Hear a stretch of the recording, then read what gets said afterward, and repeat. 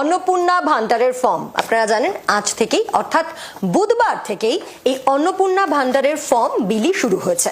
আমি জানি আপনাদের মনের মধ্যে হাজারো প্রশ্ন যে ফর্মে কি ফিল আপ করতে হবে, কি কি বিষয় মেনশন করতে হবে, তাই চলুন একেবারে চট করে আপনাদেরকে জানিয়ে দিই ফর্মে ঠিক কি কি আপনি নথিভুক্ত করবেন। প্রথম পেজ 12 পাতার পেজ রয়েছে, কিন্তু আগে এটা মেনশন করে দিই 12 পাতার পেজ, এবং প্রথমেই থাকছে পরিবারের প্রধানের নাম। দেখুন পরিবারের প্রধানের নাম একেবারে পুরো নাম এখানে লিখতে হবে বলেও দিয়েছে, তার সঙ্গে জন্ম তারিখ, পরিবারের প্রধানের জন্ম তারিখ এখানে লিখতে হবে, তার সঙ্গে পরিবার প্রধানের লিঙ্গ পুরুষ মহিলা না অন্যান্য সেটাও ঠিক দিতে হবে, পরিবারের প্রধানের আধার নম্বর সেটাও ডিটেলস দিতে হবে, একই সঙ্গে যদি ডিজিটাল রেশন কার্ড থাকে তাহলে তাও এখানে মেনশন করতে হবে নেক্সট কলমে, এবং পরিবারের সদস্য সংখ্যা সেটাও একেবারে সংখ্যা এখানে মেনশন করতে হবে। তারপরে 7 নম্বর কলমে থাকছে ঠিকানা, আপনি কোথায় থাকেন স্থায়ী ঠিকানা সেটা কিন্তু মেনশন করতে হবে, এটা কিন্তু খুব ইম্পর্টেন্ট, মানে স্থায়ী ঠিকানা অস্থায়ী ঠিকানা নয়, এবং যোগাযোগ নম্বর আপনার সাথে কিভাবে যোগাযোগ করা যাবে তার জন্য যোগাযোগ নম্বর। 9 নম্বর কলম সেটাও কিন্তু খুব গুরুত্বপূর্ণ রয়েছে, সেখানে নাম, জন্ম তারিখ, লিঙ্গ, পরিবারের প্রধানের সঙ্গে সম্পর্ক,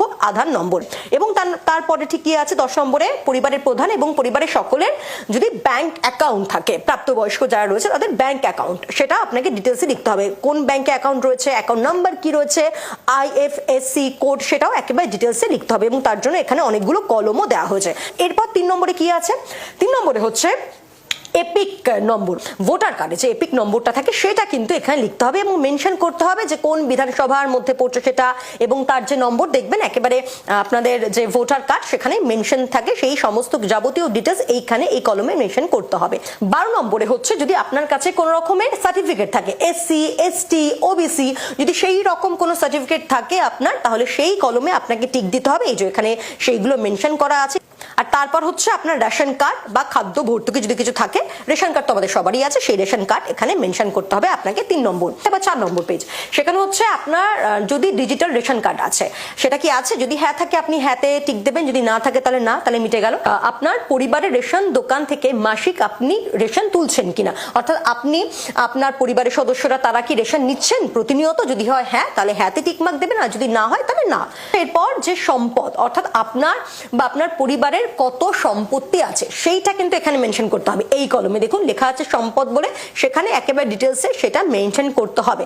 এরপর হচ্ছে বাড়ির ধরন, অর্থাৎ আপনার বাড়িতে কি 3 বা তার বেশি পাকা ঘর আছে, যদি হ্যাঁ হয় তাহলে হ্যাঁতে টিকমার্ক, যদি না হয় তাহলে না, একেবারে ডিটেলস রয়েছে। এবং পারিবারিক জমির মালিকানা, মানে আপনার পরিবারের যদি জমি থাকে এবং সেটা কত কি তার ডিটেলস আপনাকে এখানে দিতে হবে। এর সঙ্গেও কিন্তু আপনার যদি কোনো গাড়ি থাকে, মানে অবাণিজ্যিক গাড়ি, অর্থাৎ একেবারে প্রাইভেট কার যদি আপনার থাকে তাহলে সেখানেও কিন্তু এই বিষয়টা মেনশন করতে হবে। এরপর হচ্ছে যে আপনার আয় কত এবং পেশা কি, মানে আপনি কি কাজ করেন, আপনার কি বিজনেস নাকি আপনি সরকারি কর্মচারী নাকি বেসরকারি কাজ করেন, এই ডিটেলসটা আপনাকে এই কলমে ভরতে হবে। আপনার কি প্যান কার্ড আছে, যদি আপনি হ্যাঁ বলেন তাহলে এখানে হ্যাঁ টিকমার্ক দিতে হবে। আপনার প্যান কার্ডের নম্বর একেবারে দিতে হবে, শুধু আপনার নম্বর নয়, আপনার পরিবারের যতজন সদস্য আছে তাদের প্যান কার্ড যদি থাকে সেটাও কিন্তু আপনাকে এই কলমে একেবারে ফিল আপ করতে হচ্ছে। সব থেকে বড় বিষয় পরিবারের মোট সার্বিক আয়, আপনার পরিবারের সদস্যদের মোট আয়টা কত সেটা এখানে অঙ্কে লিখতে হবে। এরপরে আসছি আমরা 11 নম্বর পেজে, সেখানে কি আছে, আপনি কি কোনো সরকারি প্রকল্পের সুবিধা ডিবিটি এর মাধ্যমে পাচ্ছেন, অর্থাৎ ব্যাংকের মাধ্যমে পাচ্ছেন, যদি হ্যাঁ হয়ে থাকে তাহলে সেটা আপনাকে মেনশন করতে হবে, অনেকগুলো প্রকল্প আছে। 12 নম্বরে যেটা আছে 12 নম্বর পেজে, সেটা হচ্ছে আপনি যখন এটা জমা দিচ্ছেন সরকার বা ধরুন পুরসভা বা বিডিও বা ডিএম কে যখন আপনি জমা দিচ্ছেন তিনি এখানে ফিল আপ করবেন। 12টা পেজে যেটার সারমর্ম হচ্ছে, যদি একটু শর্টে বলি তা হচ্ছে আপনার পুরো ডিটেলস দিতে হবে সেখানে। তারপর যখন দেখা যাবে হ্যাঁ যাবতীয় যা যা নিয়ম আছে সেগুলো আপনি এই ফর্মের মাধ্যমে জমা দিয়েছেন, এবং তখন সেটা গ্রান্টেড হবে যে হ্যাঁ আপনি এই সুবিধা পাচ্ছেন কি পাচ্ছেন না, এবং সেটা হয়ে গেলেই কিন্তু একেবারে মাসে মাসে আপনার অ্যাকাউন্টে ঢুকে যাবে কড়কড়ে 3000 টাকা।